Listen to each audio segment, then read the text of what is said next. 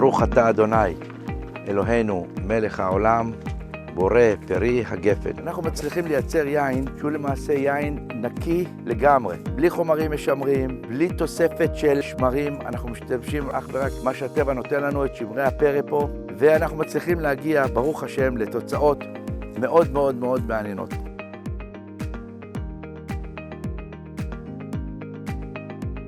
נעים מאוד, לי קוראים אלול משה. נולדתי ברחובות, גדלתי בבית ספר ממלכתי דתי עד כיתה ט', ומשם המשכתי לכיוון נקבי ישראל. שם למדנו בתיכון, בעיקרון שם חינכו אותנו לאהבת הארץ, חקלאות, לחזור חזרה למקורות שלנו בתקופת התנ"ך, אם זה בתקופת בית שני. יש לנו פה כרם של 16 דונם שאנחנו מייעדים אותו ככרם המקדש. הכרם הזה הוא כרם שניטע כולו על ידי חבר'ה שלנו, עמך ישראל.